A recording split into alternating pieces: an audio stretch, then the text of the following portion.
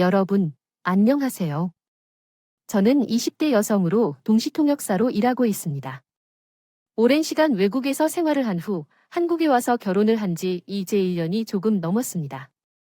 처음 여러분의 이야기를 접한 것은 제 엄마를 통해서였습니다. 먼 곳에서 엄마를 지켜보며 무언가를 보고 있는 것 같았는데 그것이 여러분의 이야기를 보고 웃으며 계속 지켜보는 모습이었습니다. 그래서 조용히 다가가 살펴보니 바로 여러분들의 사연을 보고 계신 것을 알았습니다. 엄마의 표정이 너무 즐거워 보여서 제게도 궁금증이 생겼습니다. 이런 호기심으로 시작된 관심으로 이제는 매일 여러분들의 이야기를 들으면서 재미에 빠져들게 되었습니다. 그렇게 하던 중에 문득 제 엄마와 제 이야기도 꽤 흥미로운 것 같다는 생각이 들었습니다. 그래서 오늘은 여러분께 이런 이야기를 전하려고 합니다. 저희 양의 이야기를 털어놓으려고 해요. 저는 중학교에 들어가서 얼마 되지 않아 미국으로 조기 유학을 떠나게 되었어요. 평소 겁이 많은 저는 낯선 타지에서의 생활이 내키지 않았지만 부모님의 적극적인 권유로 결국 어린 나이에 미국으로 떠나게 되었습니다. 우리 부모님은 둘 다 음악을 하시는 분들이셨어요. 아버지는 꽤 유명한 성악가였고 어머니는 대학에서 학생들을 가르치며 가끔 연주회를 여는 피아니스트였습니다. 그들은 사회적으로 성공한 분들이라 그런지 부모님은 가정에서도 항상 이상적인 모습만을 보여주셨어요. 결혼한 후에도 뭔가 부족한 느낌을 받는 부부들이 있겠지만 우리 부모님은 오히려 시간이 갈수록 서로를 더 존중하며 예의를 갖추는 것 같았어요. 그런 부모님들이 저는 존경스러웠고 그러한 부모님들을 존경하는 만큼 실망을 안기고 싶지 않아서 저는 10여 년 넘게 힘든 유학 생활을 버텨냈습니다.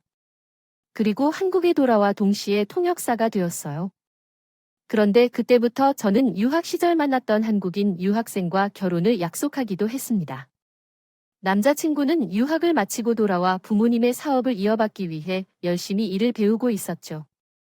결혼 약속을 하고 얼마 지나지 않아서 저는 자연스럽게 예비 시어머니께 인사를 가게 됐죠. 처음으로 간 남자친구의 집은 한강을 내려다보는 멋진 주택이었고 웅장한 대문을 지나 마당으로 들어서자 정리된 정원이 눈에 띄었습니다. 도착한 후 조금 긴장했지만 마중 나온 남자친구의 손을 잡고 자신감을 가지고 안으로 들어섰습니다. 잠시 후 거실에 들어선 제가 예비 시부모님의 환대를 받으며 즐겁게 인사를 나눴어요. 아이고, 그냥 와도 되는데 뭘 이렇게 준비했어? 예쁜 아가씨가 우리 준성이 만나주는 것만으로도 고마운데 제가 준비한 찻잔 세트와 꽃다발을 흡족하게 바라보시며 예비 시어머니는 기쁘게 말씀하셨어요. 사실 잔은 엄마가 준비해 주셨어요. 좋아하신다고 해서 저희 엄마도 다도를 좋아하시거든요. 그렇구나. 나중에 소개시키면 통하는 게 많겠네. 나랑 취향이 같으신가요? 피아노 전공이라고 말씀하셨죠. 연말에 독주 예정이라고 하시더라고요. 그때 두 분 초대하고 싶다고 하셨습니다. 그래서 문화 공연을 오랫동안 못 본 상태라 음악가 친구들 덕분에 우리도 귀를 즐기게 될 것 같아요. 아버지, 거기서 주무시면 안 돼요. 공연 전에 꼭 푹 주무시고 들어가세요. 아이들이 앞에서 아버지를 노릇없는 사람으로 만들려고 하드리니 걱정 마세요. 이번에도 또 그런다면 팔이라도 꼬집어서 깨우칠 거예요.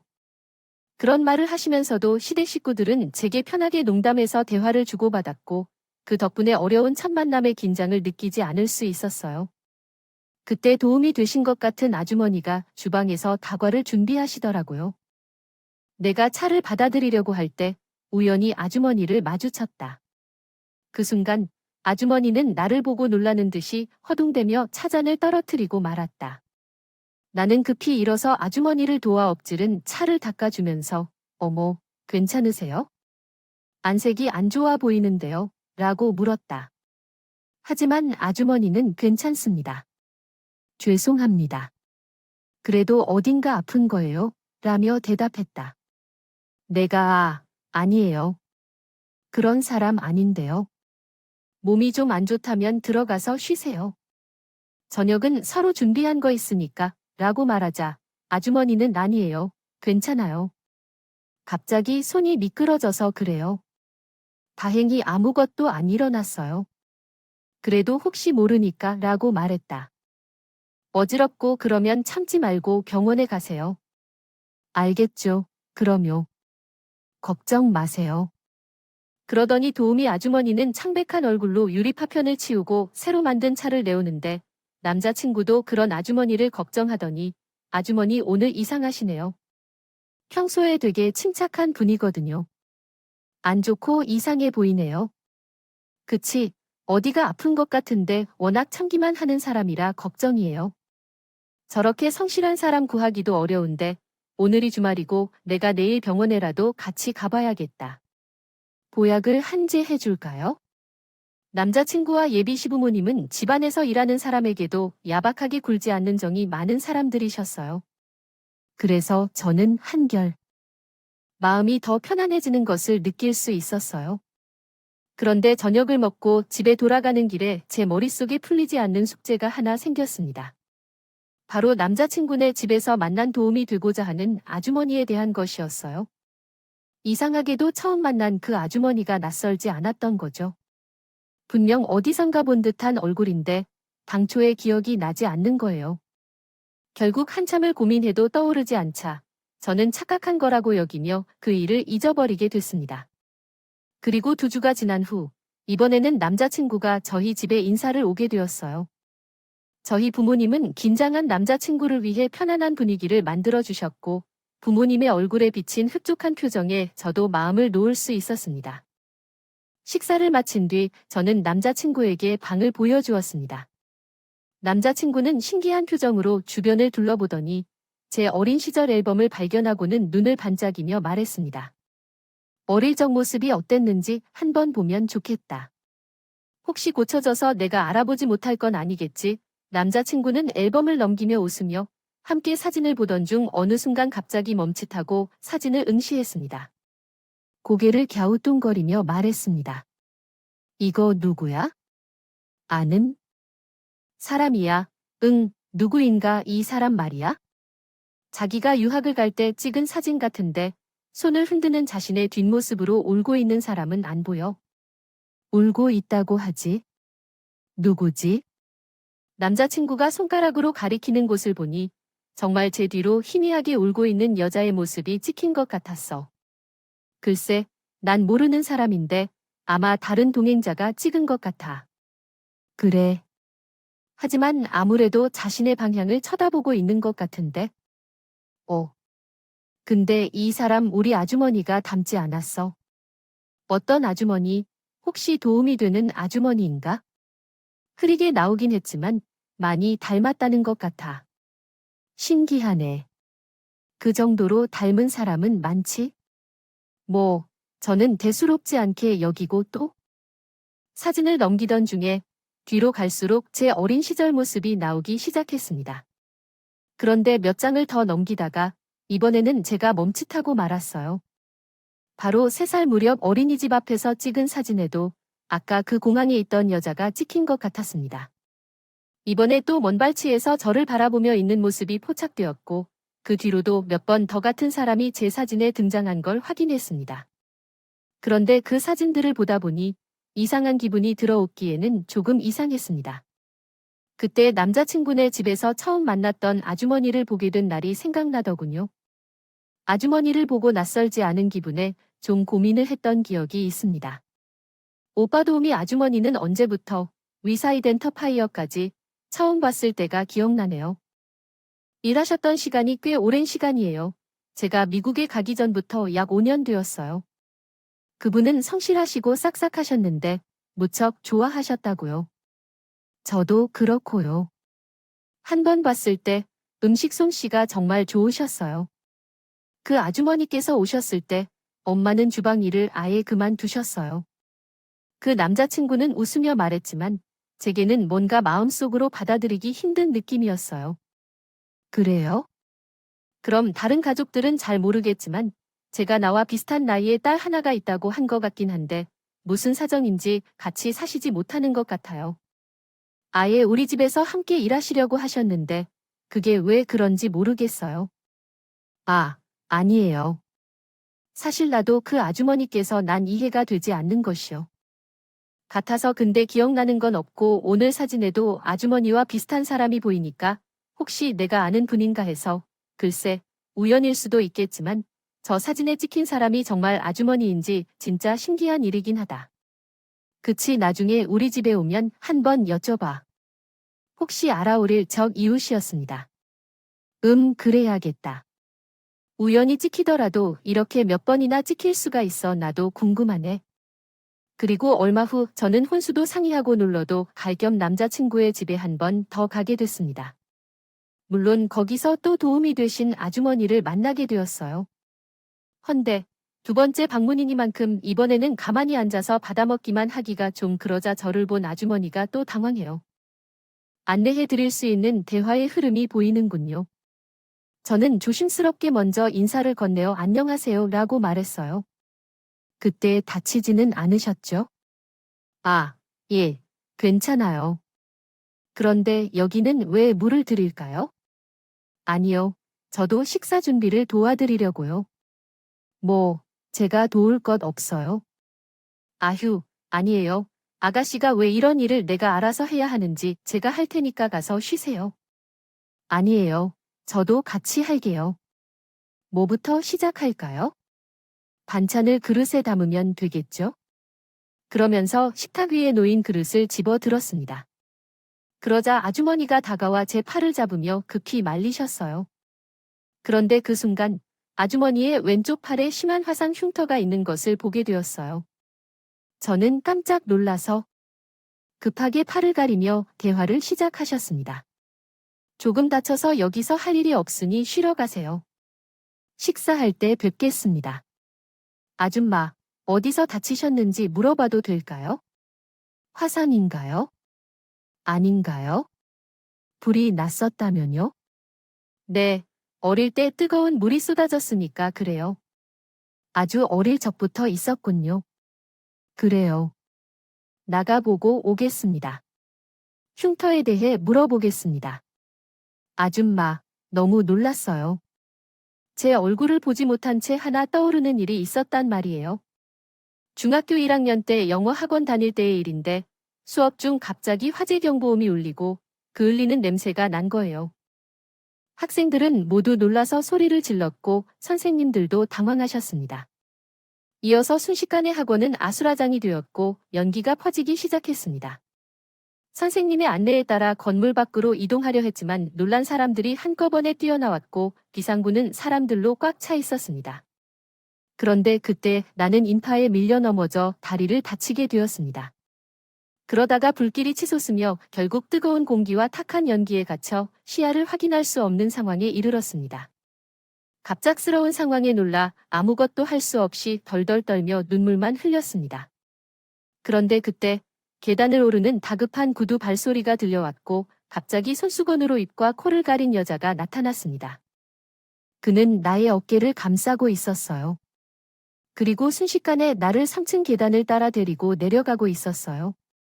이미 불길이 번져서 안전한 곳이 없는 상황이었지만 그 사람은 자신의 몸으로 나를 감싸고 불길과 연기 속에서 거침없이 계단을 내려왔어요. 그런데 그런 것들 사이에서 천장에서 떨어진 사람이 그 사람의 팔에 짐승했고 화상을 입게 되었어요. 잠시 후 나는 무사히 건물 밖으로 도망가서 구급차를 타고 병원으로 옮겨졌어요. 그러나 정신을 차리고 내 주위를 살펴보니 내가 있는 응급실에는 팔에 화상을 입은 환자가 보이질 않았어요. 그래서 나는 놀라서 바로 부모님께 사실을 말씀드렸어요. 그리고 다친 분들 가운데서 왼쪽 팔에 화상을 입은 사람을 찾아 부탁드렸고 부모님께서도 제 이야기를 듣고는 꼭 책임지고 찾겠노라고 말씀하셨었지만 얼마 후 다시 돌아온 부모님은 아무리 찾아봐도 저를 구해주신 분의 흔적을 찾을 수 없다고 하셨어요. 게다가 연기를 막기 위해 손수건으로 얼굴을 가린 상태라 제가 그분의 얼굴을 보지 못해서 찾기가 더 어려웠던 것 같아요. 경찰에도 도움을 청했지만 대부분의 사람들이 부상 없이 탈출에 성공했고 현장에 그런 상처를 입은 사람은 없었다는 말만이 돌아왔죠. 그런데 그 사건이 있고 10년이 훨씬 지난 그날, 저는 도우미 아주머니의 그 상처를 보고 저를 구해주고 호련히 사라진 그 사람이 떠올랐습니다. 제 생명의 은인이 그분의 왼쪽 팔에도 도움이 되었던 아주머니와 비슷한 흉터가 남았을 것 같다는 생각이 들었습니다. 아주머니는 아니라고 했지만 그날부터 이상하게도 저는 낯이 익은 아주머니의 얼굴과 어린 시절 사진 속 인물, 그리고 화상용 터가 계속 마음에 걸리기 시작했습니다. 그런데 얼마 후 이런 제 의문에 방점을 찍게 되는 사건이 일어났습니다. 저희는 바쁜 양가 부모님의 사정으로 상견례를 계속 미뤄왔다가 어렵게 제한된 시간에 맞출 수 있게 되었습니다. 그러나 너무 급하게 날을 잡으려다 보니 괜찮은 식당은 이미 오래전에 예약이 차 있더라고요. 그때 어머님이 저희 부모님을 초대해서 집에서 상견례를 진행하자 하셨습니다. 어떠냐는 제안을 해오셨습니다. 이에 저희 부모님은 너무 폐를 끼치는 것 같다고 난감해 하셨지만 시부모님의 적극적인 권유로 결국 예비시댁에서 상을 하게 됐어요. 그리고 저와 부모님은 단정한 차림으로 시부모님이 계신 집으로 향했어요. 아버지는 시아버님께 드릴 양주를 준비하시고 엄마는 어머님을 위해 화과자와 과일 바구니를 준비하셨다고 합니다. 잠시 후 양과 부모님이 인사를 마치고 정갈하게 준비된 식사를 함께하며 분위기가 무르익었어요. 그날 저희 부모님은 무척 기분이 좋아 보이셨습니다. 제 남자친구도 마음에 들어 하셨고 인덕과 불을 갖춘 예비 사돈이 아주 흡족한 것 같아요. 그런데 그날은 음식 준비를 위해 부른 요리사 보이고 전에 있던 것 같아요. 도희 아주머니가 보이지 않아서 궁금했어요. 그래서 남자친구에게 조금 물어봤죠. 오빠, 오늘은 그 아주머니가 안 보이네요. 외출하셨나요? 라고 말했습니다. 오빠는 오늘 동생네 집에 급한 일이 생겨서 외출하셔서 오전에 잠깐 다녀온다고 하셨어. 금방 올 거야? 라고 말했어요. 아, 그렇구나 하면서 이상하게 남자친구의 집에서 그 아주머니의 모습이 보이지 않아 조금 허전한 마음이 들었답니다. 뭐 얼마나 봤다고 그렇게 이상한 일이더냐예요. 그리고 잠시 후 남자친구의 말처럼 외출한 아주머니가 집에 들어오셨어요. 그때 저희와 부모님들이 거실에서 이야기를 나눴어요. 그런데 그날 집에 들어와서 인사를 하던 아주머니께서 갑자기 놀라는 듯 뒷걸음질 쳐서 주방으로 들어가셨어요. 얼굴에 패기가 사라지고 허둥지둥 주방으로 들어가셨는데 제가 이상한 생각이 들긴 했지만 양과 인부들의 질문에 대답하느라 그쪽에 신경을 쓸 겨를이 없었죠. 그렇게 한참을 이야기를 나누다가 결혼식 날짜와 장소를 결정하려고 주방으로 들어갔어요. 그때 화장실에서 다녀온 엄마가 주방에서 무언가를 향해 낮은 목소리로 말하고 있는 소리가 들렸어요. 목소리는 조용했지만 약간의 협박이 느껴지는 톤이었어요. 이때 놀라서 입을 가린 채 조용히 말하는 것을 엿듣게 되었습니다. 너 미쳤어? 여기가 어디냐고 이런 식으로 말하고 계시던 걸로 기억합니다. 쓸데없는 말한 게 있나 했었죠. 그런 건 아니에요. 제가 집에서 일한 지 5년이 넘었어요. 얼마 전에 갑자기 혜주가 나타나서 저도 놀랐죠. 그러더라도 처음 만났을 때 내가 알아서 여길 그만두었어야 했는지 모르겠어요. 여기가 어디인지 모르다고 해주었어요. 시댁 이야기 때문에 혼란을 초래할지도 몰라요. 모자란 것은 알았지만 이 정도까지 생각 없었어요. 전 아무 말도 안 했거든요. 걱정 마세요. 정말 아무 일도 없을 거예요. 그래서 이 집에 계속 머물게 될 거예요. 아까 얼굴이 사색되는 게 걱정돼서 어른들이 눈치채면 혼란이 생길지도 몰라요. 내가 좋게 말할 때 당장 그만두세요. 그리고 제발 우리 눈에 안요. 보이는 곳에 가서 살아 받아먹을 건 다 받아먹고 자꾸 이렇게 얼쩡대는 이유가 뭐야? 뭘 더 받아먹고 싶어서 이래? 아니면 애 결혼 파혼하고 상처받는 거 보고 싶어서 이래 아니에요? 저 정말 그런 생각 아니었어요. 그럼 약속해. 다 당장 그만두겠다고. 우리 돌아가면 당장 내일이라도 이 집에서 나가 앞으로 해줘. 여기 계속 드나들 텐데 어쩌려고 그러는 거야? 엄마가 계속 일방적으로 다그치자 아주머니는 단 한마디도 제대로 대꾸하지 못했어요. 그리고 죄인 마냥 고개를 숙이고 울기만 하더군요. 저는 이 황당한 상황을 어떻게 받아들여야 할지 몰라 망설였어요. 그러다가 직접 물어보기로 했다. 마음 먹었습니다. 그래서 주방으로 한 발짝 내디드려는 순간 엄마의 입에서 믿을 수 없는 말이 흘러나왔어요. 애만 낳고 사라지기로 한 계약도 어기고 뻔뻔하게 내 남편하고 놀아날 때 널 가만두지 말았어야 하는 거야? 10년 전에도 나타나서간 떨어지게 하더니 정말 거머리가 따로 없어. 그때는 정말 그냥 지켜보기만 하려고 했던 거예요. 근데 불이 나는 바람에 그래도 혜주가 제 얼굴을 못 봐서 지금도 전혀 몰라요. 정말이에요. 세상에 비밀이 있는 줄 알아. 내가 이 집에 계속 있는 걸 알면 우리가 마음 편하게 혜주 씨가 보낼 수 있을 것 같냐고. 10년 전처럼 또 해주어서 어딘가로 보내버려야 정신을 차릴 거야? 아니에요. 아니에요. 제가요. 그만둘게요.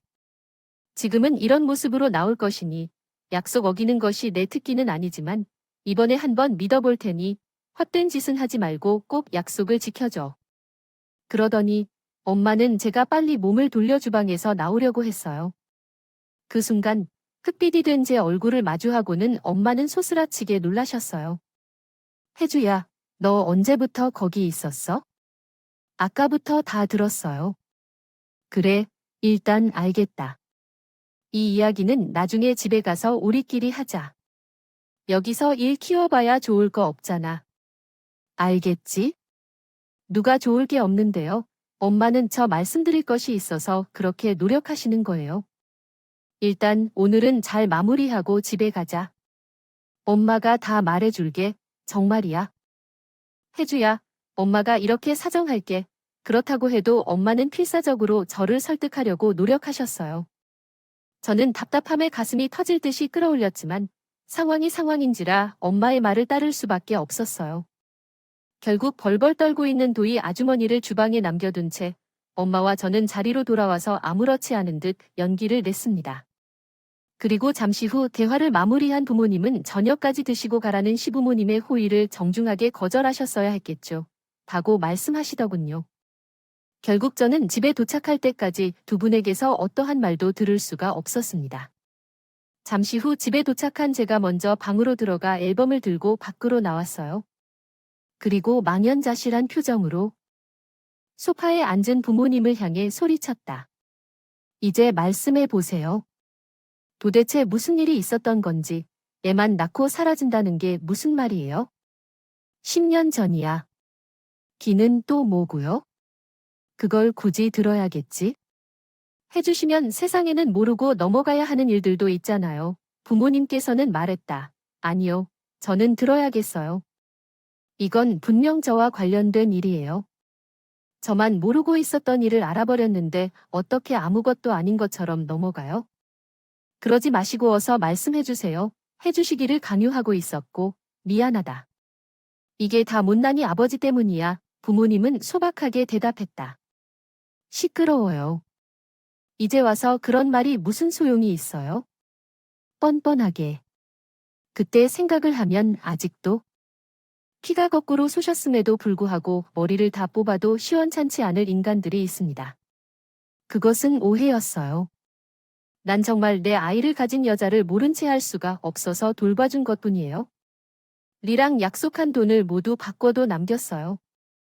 그 여자는 처음부터 그럴 셈이었다는 거야? 꽃뱀한테 몰린 줄도 모르고 그 여자를 보는 당신의 눈에서 꿀이 뚝뚝 떨어지더라고요. 뭘 그래? 제가 한 번도 본 적 없는 엄마의 모습에 대해 할 말을 잃고 말았어요. 항상 클래시 그만한들로 고생하는 말씀하시다. 아버지를 향해 눈 한 번 흘긴 적이 없던 엄마였어요. 그런데 그땐 막말을 퍼부으며 소리를 지르는 모습은 엄마라고 믿기 어려운 모습이었어요. 그런 두 분 사이에서 어안이 벙벙할 적에 갑자기 인터폰이 울렸어요. 울려댔다 본 화면 속에는 조금 전까지 시댁에서 엄마에게 협박을 받고 있던 도우미 아주머니의 얼굴이 나타났죠. 제가 고개를 돌려 부모님의 얼굴을 바라보자 깜짝 놀란 두 분이 어쩔 줄을 모르시더군요. 저는 현관문을 열어주기 위해 몸을 돌렸고 엄마는 그런 저를 향해 고함을 쳤어요. 안 돼. 오해해. 뭐 하는 거야? 그런 여자한테 왜 문을 열어줘? 안 돼. 두 분이 하는 말은 이제 못 믿어요. 사실은 아까 제가 오면서 준성 씨한테 아주머니께 부탁할 일이 있으니까 우리 집으로 좀 보내달라고 문자 넣었어요. 우리가 모두 관련된 일 같으니 누구 하나 빼놓지 말고 모두 모여서 얘기를 들어봐야 해요. 혜주야, 꼭 이렇게까지? 해야겠죠. 너 분명히 말하는데 분명 후회할 거예요. 모르고 지내가는 게 좋은 일이라고 했잖아. 그런 결정은 제가 해요. 왜 나를 둘러싸고 일어나는 일을 나만 몰라야 돼요? 제가 아직도 어린애인 줄 아시나요? 저 이제 결혼해요. 내가 어떤 사람인지도 몰랐는데 결혼하면 제가 편한 마음으로 살 수 있을 것 같아요. 그 말을 끝내고 전환 현관으로 가 문을 열었습니다. 그러자 난감한 표정으로 두 손을 물고 서 있던 아주머니가 저를 보고 눈물을 흘리셨어요. 미안해요. 제가 괜히 나 때문에 이런 일이 일어났어요. 오늘이 아니라도 비밀은 언젠가는 밝혀질 거야. 그리고 이미 제가 두 분이 되는 길입니다. 말하기를 듣더니 이제는 돌이킬 수 없다고 말했어요. 그것이 모두 어떤 말인지 이해해야겠어요. 제 말을 듣던 아주머니는 끊임없이 눈물을 닦으며 집 안으로 들어갔습니다. 아주머니를 보던 엄마는 다시 울부짖으며 너는 결국 또 이런 짓을 할 줄 알았어. 그래서 그냥 사라지는 게 좋았을 텐데. 뻔뻔한 인간 엄마, 그만하세요. 제발.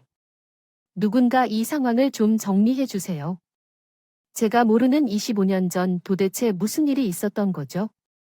제 예상대로 아버지와 아주머니 사이에 불륜이 있었나요? 그래, 그렇군요. 저는 눈물을 흘리며 답답함을 호소했습니다. 그런데 그때까지 허공을 바라보며 안숨을 쉬던 아버지가 천천히 이야기했습니다. 이야, 벌써 25년이 지났어. 어디서부터 이야기를 시작해야 할지 모르겠는데.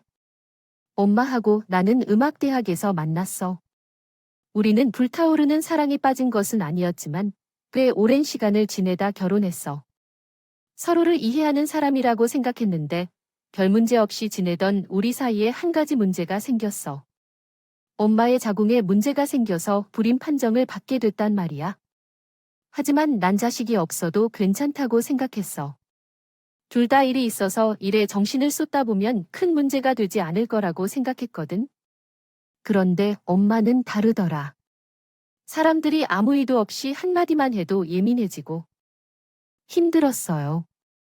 결혼 후 3년이 지나니 상황이 너무 심각해졌어요. 그래서 고민하다 입양도 생각했는데 엄마가 그런 생각을 싫어하더군요. 드러내놓고 아이를 입양하는 것도 싫었던 거예요. 그래서 입양이 아니면 다른 방법은 어떻게 할까요? 계속되는 이야기는 말로 표현할 수 없을 만큼 충격이었습니다. 제가 설마 했던 것이 사실이었네요. 제가 엄마의 뱃속이 아닌 다른 사람의 몸에서 태어난 것이죠. 대리모라는 형태로 아이를 낳아주는 대가를 받는 일정의 대리모라는 형태로 말입니다. 물론 엄마가 아이를 가질 수 있는 방법이 전혀 없지는 않았다고 했어요. 하지만 어느 정도의 사회적 지위에 있는 부모님들도 열심히 병원을 다니며 도움을 받기 힘든 상황이었어요. 말하더군요.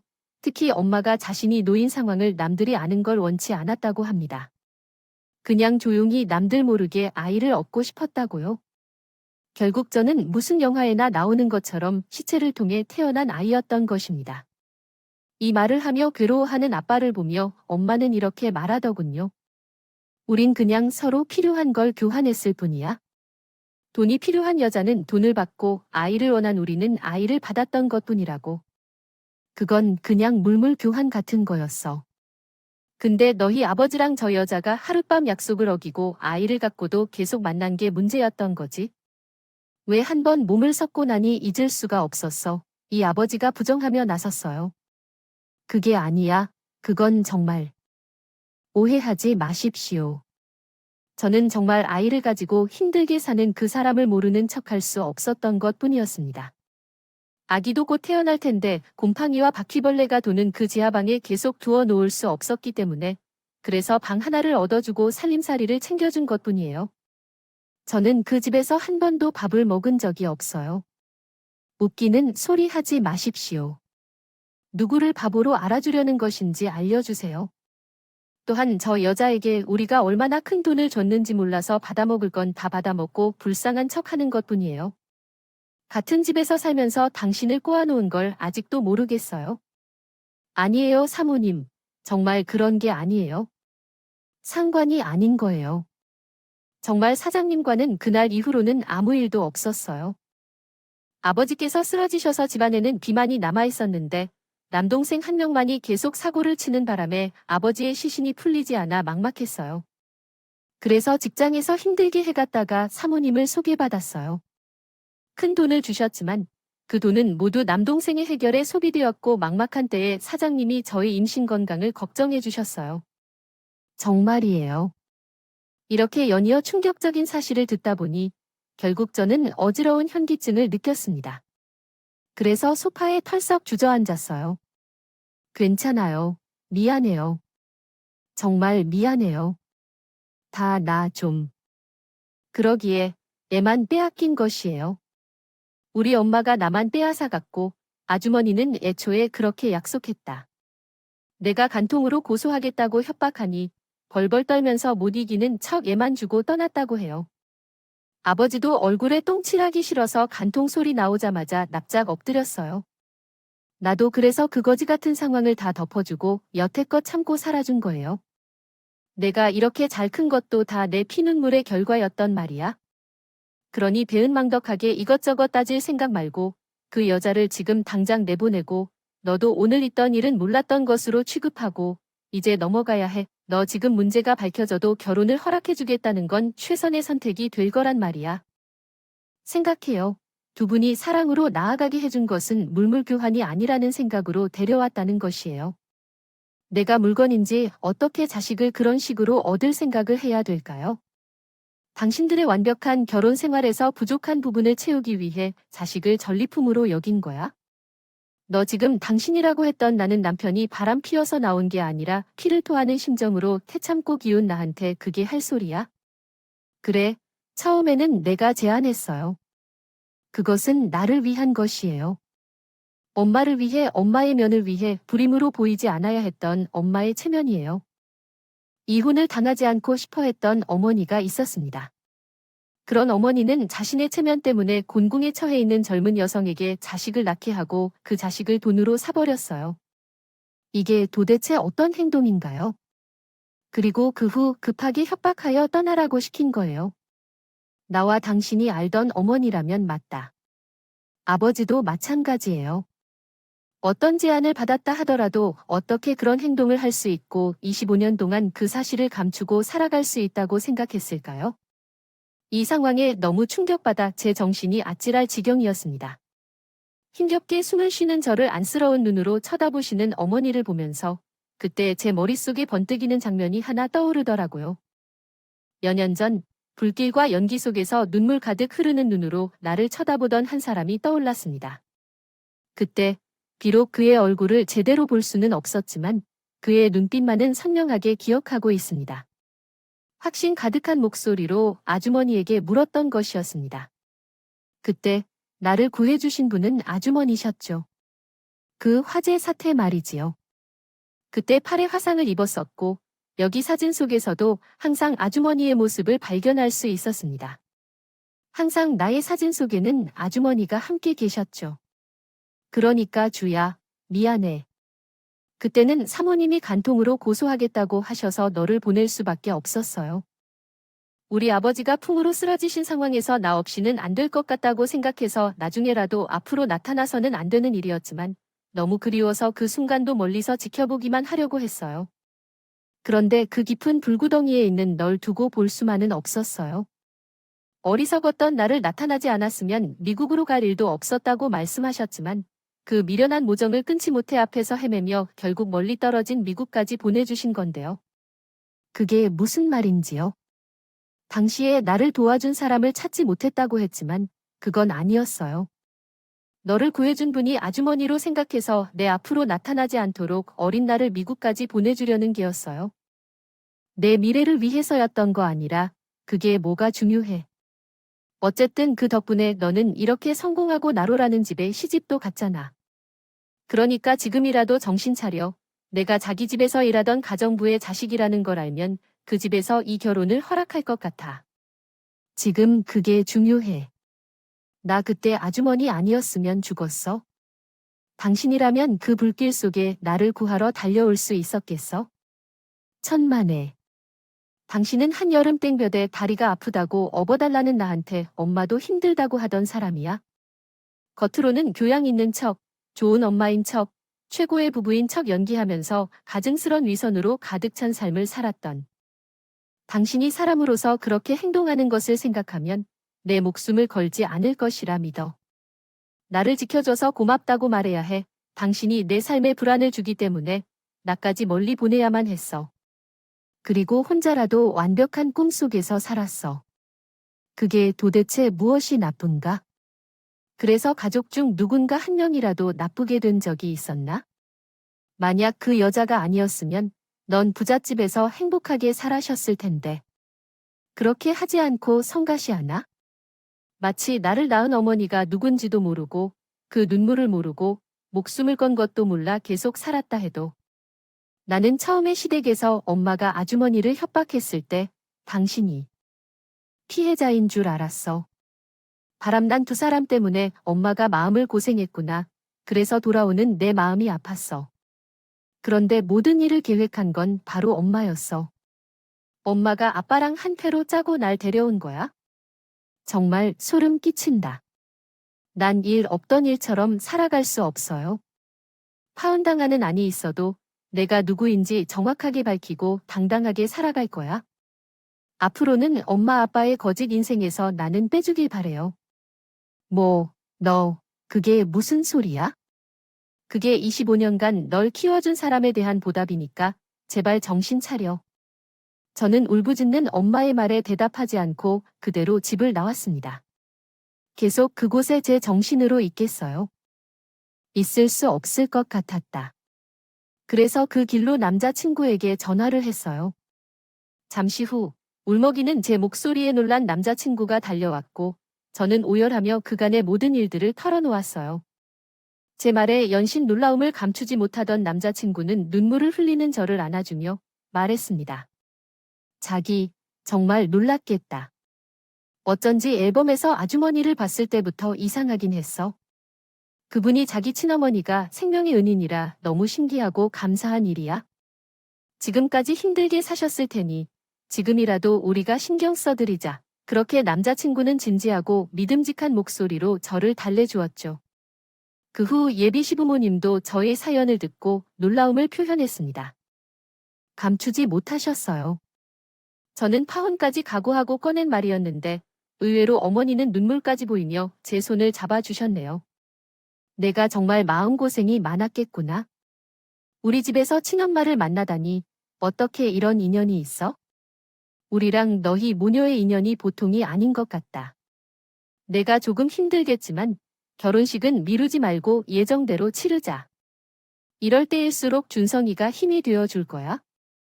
저 녀석 장난기가 많긴 하지만 속이 깊은 애니까. 그리고 얘야, 너희 부모님도 각자의 사정이 있으셨을 거란다. 마음에 미움을 품으면 그게 다 독이 되어 돌아오는 법이라. 지금 당장은 힘들겠지만 언젠가는 그 두 분도 용서할 수 있을 거야. 우리가 있도록 노력해 봐야 합니다. 저는 미처 예상하지 못한 예비 시어머니의 따뜻한 말씀에 눈물을 펑펑 쏟았습니다. 역시 처음 만났을 때 느꼈던 그 따뜻한 성품은 거짓이 아니었더라고요. 그 후 예정대로 결혼식을 올렸고 그 결혼식 주석에는 저의 생명의 은인인 친엄마를 모셨습니다. 평생 단 한 번 있을 저의 결혼식을 진심으로 기쁘게 여기고 축복해줄 사람이 누구인지 열심히 고민했죠. 결론적으로 비록 괴로운 현실을 벗어나기 위해 대가를 치렀지만 10달의 인내와 극한의 고통을 참아내고 저를 낳아준 친엄마를 제 결혼식에 모시기로 했습니다. 그분은 저를 보낸 후에도 자신의 안위를 따질 겨를도 없이 험한 호감을 보내주셨습니다. 불길 속으로 뛰어든 나를 구해준 것은 진짜 어머니였습니다. 그분이 없었다면 그때 불 속에서 벗어나지 못했을 것입니다. 친어머니 덕분에 나는 이 세상에서 두 번째로 태어나게 되었다고 할 수도 있겠어요.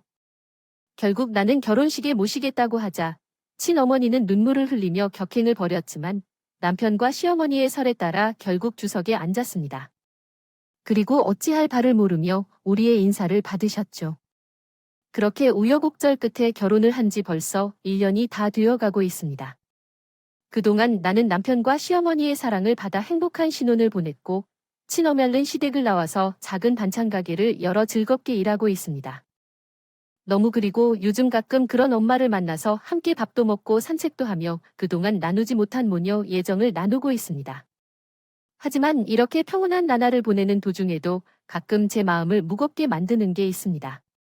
아직 푸는 못하고 그 자리에 그대로 멈춰 있는 나를 길러주신 아버지와 어머니에 대한 문제 말이에요.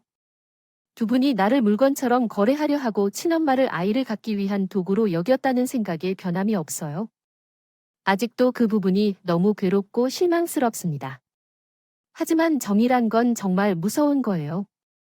이렇게 모든 게 행복한 도중에도 그들에 대한 생각이 머릿속을 떠나지 못하니까요.